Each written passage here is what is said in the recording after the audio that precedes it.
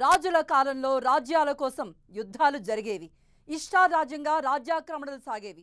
ప్రజారంజక పాలన కన్నా ప్రజల అవసరాల్ని పట్టించుకోవటం కన్నా రాజ్య విస్తరణే చక్రవర్తుల లక్ష్యంగా ఉండేది.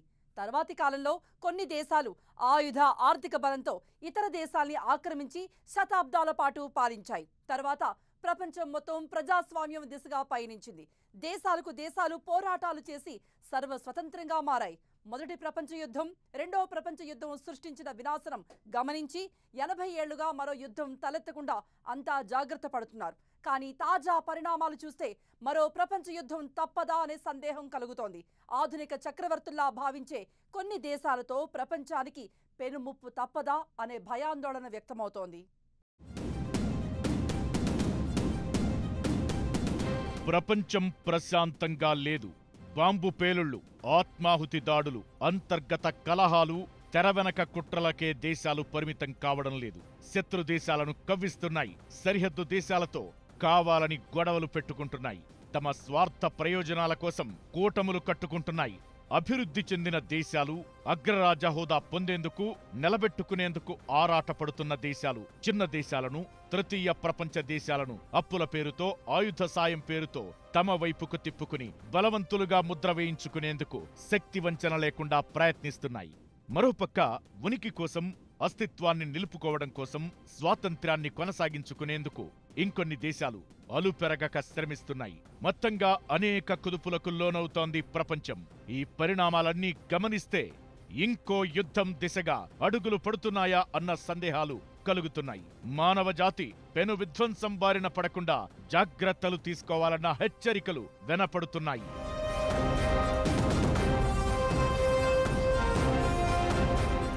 రెండో ప్రపంచ యుద్ధం అనంతరం ఆధునిక ప్రపంచం అవతరించినప్పటి నుంచి అనేక దేశాల మధ్య సరిహద్దు తగాదాలు, అస్తిత్వ పోరాటాలు సాగుతున్నాయి. కొన్నిసార్లు అవి ఆయా దేశాల మధ్య యుద్ధాలకు దారితీశాయి. ఆ యుద్ధాల్లో గెలుపోటములు ఆయా దేశాల స్థితిగతులను మార్చివేశాయి తప్ప మొత్తం ప్రపంచంపై పడిన ప్రభావమేదీ లేదు. అయితే ఇప్పుడు కొన్ని దేశాల మధ్య చెలరేగిన ఉద్రిక్తతలు, ఘర్షణలు, యుద్ధాలు ఆ రెండు దేశాలను దాటి ప్రపంచమంతటికి విస్తరిస్తాయా, మరో ప్రపంచ యుద్ధానికి దారి తీస్తాయా అన్నదే భయాందోళన కలిగిస్తున్న విషయం. మరో వరల్డ్ వార్ కి దారి తీసేలా ఉండే సంక్షోభాలను ప్రపంచ సంక్షోభాలుగా భావిస్తున్నాం. ఆ జాబితాలో భారత్ పాకిస్తాన్ వివాదం, చైనా తైవాన్ ఘర్షణ, ఉత్తర కొరియా దక్షిణ కొరియా విభేదాలు, రష్యా యుక్రెయిన్ ఉద్రిక్తత, ఇజ్రాయెల్ పాలస్తీనా గొడవలు ఉండేవి. ఇప్పుడు తాజాగా ఇరాన్ ఇజ్రాయెల్ సంక్షోభం వచ్చి చేరింది. రెండు దేశాలు ఆవిర్భవించిన తరువాత భారత్ పాకిస్తాన్ మధ్య 3 యుద్ధాలు జరిగాయి. మూడింటిలోనూ భారత్ విజయం సాధించింది. ఇక తైవాన్ సర్వస్వతంత్ర దేశంగా ప్రకటించుకోవడం, తైవాన్ చైనాలో భాగమని చైనా వాదించడం దశాబ్దాలుగా జరుగుతోంది. తైవాన్లో విదేశీ నేతలు ఎవరన్నా పర్యటించినా, తైవాన్ నేతలు స్వతంత్ర దేశం గురించి మాట్లాడినా చైనా తన ఆయుధ బలంతో భయపెట్టడానికి ప్రయత్నిస్తూ వస్తోంది. ఇక ఎప్పుడూ యుద్ధ వాతావరణంలోనే ఉండే ఉత్తర దక్షిణ కొరియాల మధ్య ఏ క్షణం ఏమైనా జరిగేంత ఉద్రిక్తత నెలకొని ఉంటుంది. రష్యా యుక్రెయిన్ 2 ఏళ్లుగా యుద్ధ భూమిలో తలపడుతున్నాయి. ఇజ్రాయెల్ పాలస్తీనా సంక్షోభం పరిష్కారం లేని సమస్యగా మారింది. తాజాగా హమాస్ కు మద్దతుగా ఇరాన్ నిలవడం ఇజ్రాయెల్ ఇరాన్ మధ్య యుద్ధ పరిస్థితులను సృష్టించింది. మొత్తంగా ప్రపంచంలో మరో మహాసంగ్రామం తప్పదన్నట్టుగా వెలువడుతున్న సంకేతాలు శాంతి కాముకులను కలవరపరుస్తున్నాయి. China, India, Israel, Iran, North Korea, China, Taiwan, ఈ దేశాలన్నింటిలో ఇలాంటి పరిణామాలు మొదలైనవి కాబట్టి మరో ప్రపంచ యుద్ధం జరుగుతుందా అన్న ఒక సందేహం కూడా జరగవచ్చు. కానీ నా ఒపీనియన్లో మరో ప్రపంచ యుద్ధానికి ప్రస్తుతం ఉన్న ఇండికేషన్స్ చూసుకుంటే దానికి తావు లేదు. రష్యా యుక్రెయిన్ జరుగుతున్న యుద్ధం చాలా పెద్ద యుద్ధం కనుక ఇండైరెక్ట్లీ ఇప్పుడు జరుగుతుంది ఏంటి, NATO countries versus Russia already యుద్ధం జరుగుతుంది. కానీ డైరెక్ట్ ఇన్వాల్వ్మెంట్ లేదు. ఎందుకంటే డైరెక్ట్ ఇన్వాల్వ్మెంట్ ఎప్పుడైతే జరుగుతుందో అప్పుడు ప్రపంచ యుద్ధానికి ఛాన్సెస్ ఉన్నాయని మనం చెప్పగలం. ఘర్షణలు రెండు దేశాల మధ్య జరుగుతున్నప్పటికీ వాటిలో కొన్ని బాధిత దేశాలు కాగా, కొన్ని కావాలని ఉద్రిక్తతలు రెచ్చగొట్టి యుద్ధానికి దారితీసే పరిస్థితులను సృష్టించే దేశాలు. భారత్ పాకిస్తాన్ విషయానికొస్తే మనది శాంతి కాముక దేశం. పార్టీలతో సంబంధం లేకుండా అధికారంలో ఎవరున్నా పొరుగు దేశాలతో స్నేహ సంబంధాలే కోరుకుంటారు మన నాయకులు. యుద్ధాలతో దక్కే అంతిమ ప్రయోజనం ఏదీ ఉండదన్న స్పృహ మన నేతలకు ఉంది. కానీ పాకిస్తాన్ అలా కాదు. ఆవిర్భావం నుంచి ఇప్పటిదాకా ప్రతి సందర్భంలో భారత్ను ఏదో ఒక విధంగా రెచ్చగొడుతూనే ఉంటుంది. సరిహద్దుల్లో నిరంతరం కవ్వింపులకు దిగుతుంటుంది. ఉగ్రవాదులను ఉసిగొల్పుతుంటుంది. సీమాంతర ఉగ్రవాదాన్ని ఎగదోస్తుంది. చొరబాటుదారులను ప్రోత్సహిస్తుంటుంది. అంతర్జాతీయ వేదికల్లో భారత్పై అక్కసు వెళ్లగక్కుతూ ఉంటుంది. భారత్లో అలజడి సృష్టించడమే పాకిస్తాన్ అంతిమ లక్ష్యంగా ఉంటుంది. భారతీయులపై ద్వేషం ప్రదర్శించడమే పాకిస్తాన్ అసలు సిద్ధాంతమన్నట్టుగా ప్రవర్తిస్తుంటుంది. భారత్ను నిరంతరం అస్థిరపరిచే ప్రయత్నాలు చేయడంలోనే పాకిస్తాన్ ఉనికి ఉన్నట్టు అక్కడి నేతలు భావిస్తుంటారు. భారత్పై విద్వేషం వ్యాప్తి చేయడమే అక్కడి నాయకుల మనుగడకు ఆధారంగా ఉంటుంది. దీనివల్లే 77 ఏళ్ల తరువాత కూడా ఇరు దేశాల మధ్య శాంతియుత పరిస్థితులు నెలకొనలేదు. పాకిస్తాన్ కవ్వింపు చర్యలతో భారత్ ప్రతిచర్యలకు దిగాల్సిన పరిస్థితులు అనివార్యమయ్యాయి. 1971లో పాకిస్తాన్ చీలిపోయి భారత్ సాయంతో బంగ్లాదేశ్ ఆవిర్భవించిన తరువాత కూడా దాయాది దేశ వైఖరిలో మార్పు రాలేదు. యుద్ధాల వరుస ఓటములు పాక్ నేతల ఆలోచనా విధానాలను మార్చడం లేదు. చివరకు దేశం పీకల్లోతు అప్పుల్లో కూరుకుపోయిన, ఆర్థిక వ్యవస్థ పతనావస్థకు చేరిన, అప్పులిచ్చేవాళ్లు లేక అల్లాడుతున్న రక్షణ రంగానికి 18,000 కోట్లు ఖర్చు పెడుతూ భారత్ను ఏదో చేసేయాలన్న దుర్బుద్ధితోనే పాకిస్తాన్ పనిచేస్తోంది. ఓ 2 దేశాల మధ్య తగ్గు మిగతా దేశాలు దాంట్లోకి వస్తారా? అది ఇంకా ఇప్పుడు పరిస్థితి చెప్పలేం.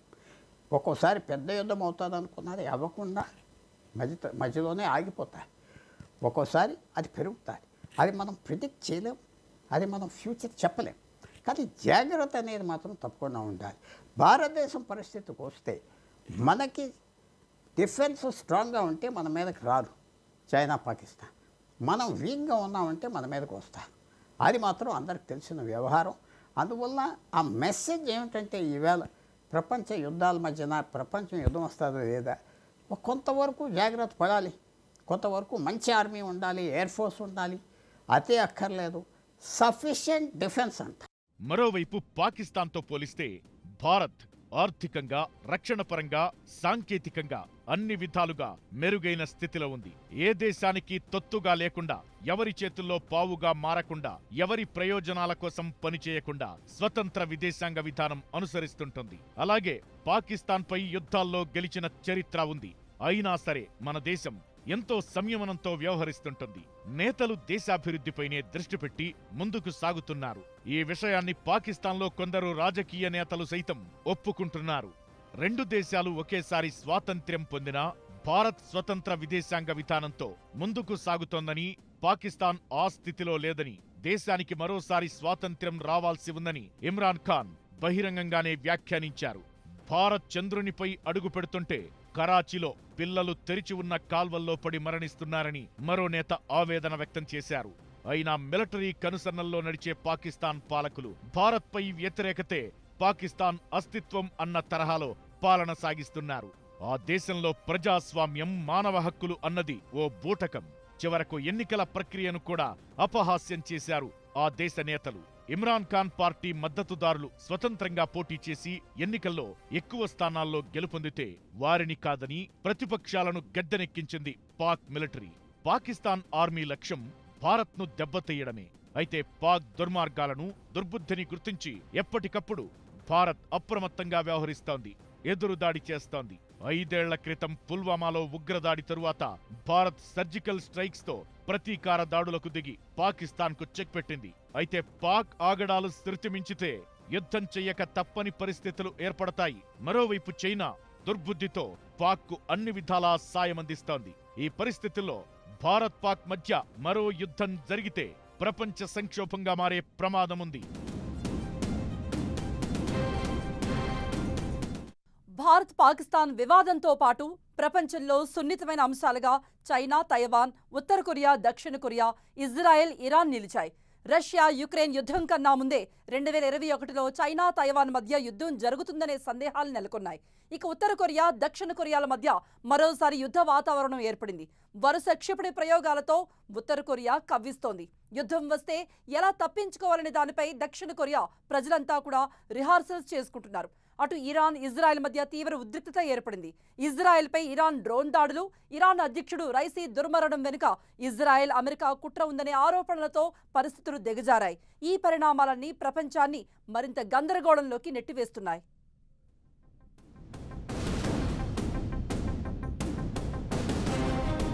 విద్వేషం పాలించే దేశముంటుందా? విధ్వంసం నిర్మించే స్వర్గముంటుందా? ఉందంటే అది మనిషిది అయి ఉంటుందా? ఆయువు పోసే ఆయుధముంటుందా అని ఓ తెలుగు పాటలో ప్రశ్నించారు సిరివెన్నెల. ప్రపంచ దేశాలన్నీ సుహృద్భావంతో ఉంటేనే ప్రజలందరూ బాగుంటారు. ఒక దేశంతో మరో దేశం అభివృద్ధి విషయంలో, పాలన విషయంలో, ప్రజలకు సౌకర్యాలు అందించడంలో పోటీ పడాలి. కానీ రాజుల కాలంలోలా రాజ్య విస్తరణ కోసం, ఆధిపత్యం కోసం పనిచేయకూడదు. కానీ కొన్ని దేశాలు ఇదే పని చేస్తున్నాయి. పొరుగు దేశాల మధ్య గొడవలు పెట్టి ఆయుధ వ్యాపారం, పెత్తనము సాగిస్తున్నాయి. ఈ క్రమంలో సరిహద్దు దేశాలు శత్రు దేశాలుగా మిగిలిపోతున్నాయి. మరికొన్ని దేశాలకు విభేదాలు వారసత్వంగా వచ్చాయి. వాటిని చర్చలతో పరిష్కరించుకోకుండా విభేదాలను మరింత పెంచి పోషించే ప్రయత్నం చేస్తున్నారు పాలకులు. యుద్ధం ఎంత చేదు ఫలాలనిస్తుందో, 2 ప్రపంచ యుద్ధాలు, తరువాతి కాలంలో 2 దేశాల మధ్య జరిగిన అనేక యుద్ధాలు నిరూపించిన ఆ అనుభవాల నుంచి ఎవరు గుణపాఠాలు నేర్చుకోలేదని తాజా పరిణామాలు సూచిస్తున్నాయి. ప్రపంచంలో చాలా దేశాల ఆర్థిక వ్యవస్థలు తీవ్ర ఒడిదుడుకులు ఎదుర్కోవడానికి, శ్రీలంక దివాళా తీయడానికి కారణం కరోనాతో పాటు వెనువెంటనే మొదలైన రష్యా-యుక్రెయిన్ యుద్ధం. అది 2 దేశాల మధ్య యుద్ధమే అయినా ప్రపంచ దేశాలన్నింటిపైన ఆ ప్రభావం పడింది. చాలా దేశాల్లో నిత్యావసరాల ధరలు చుక్కలనంటాయి. ద్రవ్యోల్బణం కొత్త రికార్డులు సృష్టించింది. అయినా సరే కొన్ని దేశాల వైఖరిలో మార్పు రావడం లేదు. యుద్ధోన్మాద చర్యలను తగ్గించుకోవడం లేదు. చైనా, తైవాన్, ఉత్తర కొరియా, దక్షిణ కొరియా, ఇజ్రాయెల్, ఇరాన్ ఈ జాబితా కిందకే వస్తాయి. ఈ దేశాలు కావాలని ఉద్రిక్తతలను పెంచుకుంటున్నాయి. యుద్ధానికి ఉవ్వెళ్ళూరుతున్నాయి. ప్రపంచాన్ని ప్రమాదంలోకి నెడుతున్నాయి. హాట్ స్పాట్స్ ఉన్నాయంటారు. హాట్ స్పాట్స్ అంటే ఎక్కడైనా యుద్ధం రావచ్చు. Pakistan Bharatadesam, Pakistan China, North Korea, South Korea, Japan, North Korea, అలాగే దక్షిణ చైనా సముద్రంలో చైనా, ఫిలిప్పీన్స్, వియట్నాం. ఇది ఎక్కువగా ఏషియాలో ఎక్కువ యుద్ధ స్పాట్స్ ఉన్నాయి. అలాగే ఇప్పుడు యూరోప్లో కూడా రష్యా గురించి మిగతా యూరోపియన్ దేశాలు వరి అవుతున్నాయి. కాబట్టి ఇప్పుడు యుక్రెయిన్ రష్యా యుద్ధం జరుగుతూ ఉన్నది. ఎప్పుడైనా ఇంకా పాక్ వస్తుంది అందరికీ తెలుసు, అందరికీ భయం. అయితే ఎప్పుడు యుద్ధం వచ్చేస్తుంది, ఎప్పుడు యుద్ధం రాదంటే సాధారణంగా 2 దేశాలు సమానంగా ఉన్నాయంటే యుద్ధం బయటికి రాదు. 1949లో తైవాన్ ఏర్పడిన దగ్గర నుంచి చైనాతో ఆ ప్రాంతానికి ఘర్షణలు కొనసాగుతున్నాయి. చైనా పునరేకీకరణ ఆ దేశ పాలకుల లక్ష్యంగా ఉంది. తైవాన్ను చాలా దేశాలు గుర్తించలేదు. అనేకసార్లు చైనా, తైవాన్ మధ్య యుద్ధ పరిస్థితులు నెలకొన్నాయి. తైవాన్ స్వతంత్రత గురించి మాట్లాడినప్పుడల్లా చైనా భారీగా బలగాలను మోహరించడం, తైవాన్ జలసంధిలో యుద్ధ నౌకలను మోహరించడం, తైవాన్ భూభాగాలను ధ్వంసం చేయగలిగే క్షిపణులను పరీక్షించడం వంటి చర్యలతో భయపెట్టే ప్రయత్నం చేస్తుంటుంది. తైవాన్ను ప్రత్యక్షంగా గుర్తించకపోయినప్పటికీ పరోక్షంగా ఆ దేశానికి అమెరికా అండదండలున్నాయి. రష్యా యుక్రెయిన్ యుద్ధంలో యుక్రెయిన్కు పరోక్ష సాయం అందించినట్టుగా కాకుండా తైవాన్ కోసం అమెరికా స్వయంగా యుద్ధరంగంలోకి దిగుతుందన్న అంచనాలున్నాయి. చిన్న దేశమైనప్పటికీ ప్రపంచానికి అవసరమైన కంప్యూటర్స్ చిప్స్ తయారీలో సగం అవసరాలను తైవానే తీరుస్తోంది. తైవాన్కు అమెరికాకు మధ్య గట్టి వాణిజ్య సంబంధాలున్నాయి. దీంతో చైనా, తైవాన్ మధ్య యుద్ధం వస్తే అది ఆ 2 దేశాలతో ఆగదని, అమెరికా రంగంలోకి దిగితే పరిణామాలు మారిపోతాయని ఎప్పుడూ ఆందోళన వ్యక్తమవుతూనే ఉంటుంది. అయినా సరే చైనా పునరేకీకరణ గురించి ఆ దేశ పాలకులు మాట్లాడుతూనే ఉంటారు.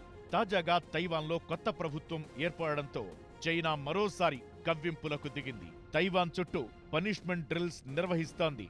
తైవాన్ కొత్త అధ్యక్షునిగా లైచింగ్ బాధ్యతలు చేపట్టారు. తైవాన్ కొత్త అధ్యక్షుణ్ణి చైనా వేర్పాటువాదిగా ఆరోపిస్తూ ఆర్మీ, నేవీ, ఎయిర్ ఫోర్స్ బలగాలను మోహరించింది.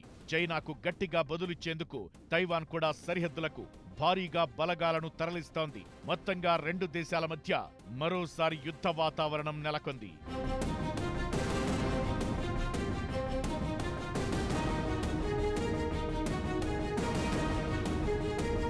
ఇక 70 ఏళ్లుగా ఎప్పుడూ యుద్ధ వాతావరణంలో ఉంటున్న ఉత్తర కొరియా, దక్షిణ కొరియా మధ్య మళ్లీ పరిస్థితులు దిగజారాయి. దక్షిణ కొరియాకు అన్ని విధాలా మద్దతుగా ఉండే అమెరికాలో ఈ ఏడాది ఎన్నికలు జరగనుండడంతో ఉత్తర కొరియా ఏదో ఒక చర్యకు పాల్పడవచ్చన్న హెచ్చరికలు వినిపిస్తున్నాయి. ఖండాంతర క్షిపణులను, క్రూజ్ క్షిపణులను వరుసగా ప్రయోగిస్తోంది. గత నెలలో ఆర్మీ యూనివర్సిటీని సందర్శించిన సమయంలో ఉత్తర కొరియా అధినేత కిమ్ జోంగ్ ఉన్ తమ సైన్యాధికారులు, సైన్యాన్ని ఉద్దేశించి మాట్లాడుతూ యుద్ధానికి సిద్ధంగా ఉండాలని, ఆ సమయం వచ్చేసిందని పిలుపునివ్వడం సంచలనం సృష్టించింది. సాధారణంగా క్షిపణుల పరీక్షల సమయంలో, ఇతర ప్రభుత్వ కార్యక్రమాల్లో కిమ్ యుద్ధం గురించి మాట్లాడుతూ ఉంటారు. అయితే ఈసారి ఇవే మాటలను కిమ్ కాస్త గట్టిగా చెప్పారని, యుద్ధం గురించి హెచ్చరికగా మాట్లాడారని అంతర్జాతీయ నిపుణులు అంటున్నారు. యుద్ధం ఎప్పుడైనా రావచ్చని భావించే దక్షిణ కొరియా ప్రజలు ఎప్పటిలానే ఇప్పుడు కూడా జాగ్రత్తలు తీసుకుంటున్నారు. యుద్ధం నుంచి సురక్షితంగా తప్పించుకునే నీరు, ఆహారం, మ్యాప్, దిక్సూచి, గ్యాస్ మాస్క్, శరీరానికి ధరించే కవచం వంటి వాటితో ఓ కిట్ సిద్ధంగా ఉంచుకుంటున్నారు. కిమ్ రష్యాకు ఆయుధ సాయం అందిస్తున్నారు. రష్యాతో రాజకీయ సంబంధాలను మెరుగుపరుచుకున్నారు. ప్రస్తుతానికి ఉత్తర కొరియా, దక్షిణ కొరియా మధ్య యుద్ధం తప్పదన్న సంకేతాలు కనిపించనప్పటికీ, ఒకవేళ యుద్ధమంటూ జరిగితే ఉత్తర కొరియాకు మద్దతుగా రష్యా, చైనా, దక్షిణ కొరియాకు మద్దతుగా జపాన్, అమెరికా రంగంలోకి దిగుతాయి. ఆ పరిస్థితులు మూడో ప్రపంచ యుద్ధానికి దారితీసే ప్రమాదముంది. ఇక ప్రపంచాన్ని శాంతికి దూరం చేస్తున్న మరో సంక్షోభం ఇరాన్, ఇజ్రాయెల్. ఇజ్రాయెల్, పాలస్తీనా మధ్య ఎప్పుడూ ఉద్రిక్త పరిస్థితులే ఉంటాయి. గత అక్టోబర్ నుంచి గాజాపై ఇజ్రాయెల్ చేస్తున్న ప్రతీకార దాడులు ప్రపంచాన్ని భయకంపితులను చేస్తున్నాయి. ఇది చాలదన్నట్టు ఈ సంక్షోభంలోకి ఇరాన్ వచ్చి చేరింది. హమాస్కు ఇరాన్ ఆర్థిక ఆయుధ సాయం అందిస్తోందని ఇజ్రాయెల్ ఆరోపిస్తోంది. సిరియాలో ఇజ్రాయెల్ దాడిలో ఇరాన్ అధికారులు చనిపోవడంతో ప్రతీకారంతో ఇరాన్ 300 డ్రోన్లతో ఇజ్రాయెల్పై విరుచుకుపడింది. ఇజ్రాయెల్, అమెరికా కలిసి ఇరాన్ను అంతర్జాతీయ సమాజంలో దోషిగా నిలబెట్టేందుకు ప్రయత్నిస్తున్నాయి. ఇరాన్, ఇజ్రాయెల్ మధ్య యుద్ధ వాతావరణం నెలకొంది. సరిగ్గా ఈ తరుణంలోనే ఇరాన్ అధ్యక్షుడు అనుమానాస్పద హెలికాప్టర్ ప్రమాదంలో దుర్మరణం చెందడం, ఈ ప్రమాదం వెనుక ఇజ్రాయెల్, అమెరికా హస్తముందన్న విశ్లేషణలు ఇజ్రాయెల్, ఇరాన్ మధ్య పరిస్థితులను మరింతగా దిగజార్చాయి. రెండు దేశాల మధ్య ఏ క్షణం ఏం జరుగుతుందోనన్న ఆందోళన వ్యక్తమవుతోంది.